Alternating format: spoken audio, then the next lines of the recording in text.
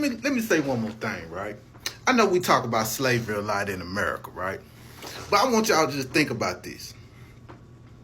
Apartheid ended almost, 30 years ago, maybe? I don't know, I might be off. Anybody correct me if I'm wrong. Almost 30 years ago, right? I want y'all to think about this, y'all. Just think about this, how great we are as black Americans. How great we are as a people on this land. How resilient we are as black people. Before the Civil War, less than 10% of slaves can read in America. 10%. So that was around, whenever the Civil War happened, that's when it happened. By 1870, 20% of us, the literacy rate shot 20% up. During the Reconstruction era, our literacy rate hopped up 50%, surpassing white people. Most white people, I think. I might be wrong. Somebody clarify that for me. You know what I mean? But our literacy rate shot up high by 1900 by 50%. I'm going to tell you why. During the Reconstruction era, we built our own homes. We built our own businesses. We had our own towns. We did everything possible so we not be in those conditions and environments that we was.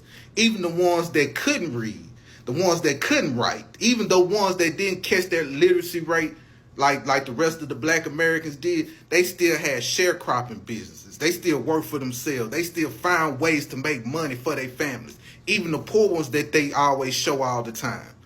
They still found ways to make it. They still found ways to grow their own food and eat their own food. They figured out ways to do it. Why in the hell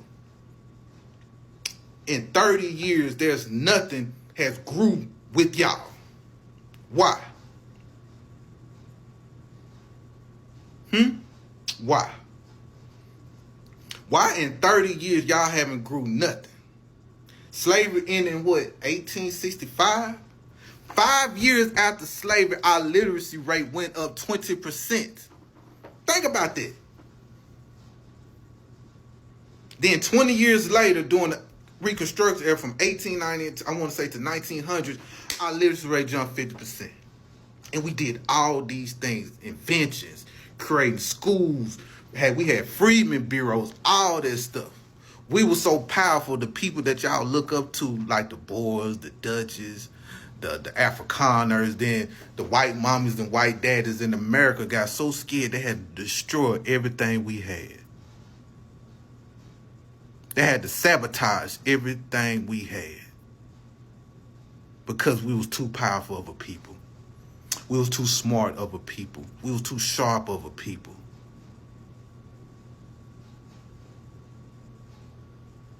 We have a great history here.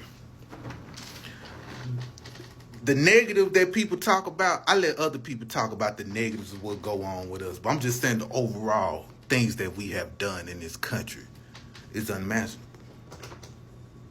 You know why the Afrikaners don't want to come to America? Remember when Trump offered them like, hey, I think Elon or Trump, one of them, they offered them or suggested like, hey, y'all can come over here to America. You know why they don't want to leave? You know the real reason why they don't want to leave? And the brother, I forgot who said this, but I said it, but he said it much better, but I'm going to say it in my own way. Those Afrikaners can't come to America and put their hands on us, do things to what they do to y'all. So they looking like, man, I ain't fucking with them American niggas. We going to deal with these South African niggas. We going to do what we want to do to them. We can kick them in the ass. We can take all their resources. We can play on their minds. We can do all these things to them. But the things we do to these Africans out here, we can't do it to the black Americans out here. We are a different people, black Americans. Start taking pride in who you are on this land. See, we're in a different time right now. See, back in the day, black people, like the pro-black movement, the consciousness movement, it didn't vibe right with a lot of people because you had to be this one way. Now there's a new conscious type of people coming out. I ain't talking about the Democrat type conscious folks. I'm talking about conscious people that can call out all sides of the board, that understand what white supremacy means.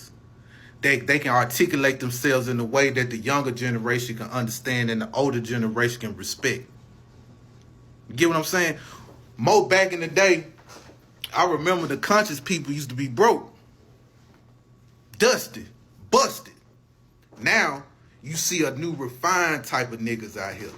You see men and women speaking that hot fire, and they fly as a motherfucker, make great money, take care of their children, husband, wife, or they like the same sex, they take care of the people they with that's the same sex as them. We're a different breed of people, bro. Don't let nobody put you down like that. I think the greatest thing that you can do as a black American is to study who your family is. Keep talking to your grandma. Ask your family members questions like, how was they? They give you a sense of power. I'm sorry for this long video, but they give you a sense of power. I'm not a perfect nigga. I don't get on here and tell y'all send me money. I don't tell y'all to support me. I don't tell y'all to do this because I said do it. Nah, man, I ain't perfect. Shit. I got a past. You know what I mean? I did things in my life. I ain't perfect. Everybody that's commenting on my post, man, I appreciate y'all from the bottom of my motherfucking heart. The ones that comment, y'all start making videos too. You get what I'm saying? Y'all start making videos. Y'all start talking. Y'all start making Facebook posts, Twitter posts. I don't care if it's 2 people. It don't matter. On my other page, I think I had like almost 20,000 people following me before they took me down. I got 2,000 people and I'm fine with it. I like that. I like to interact with my people. I love to see my people talk their shit. I love to see my people educate me on my videos. When I say certain things, they'll correct me or they'll elaborate even more on what I said.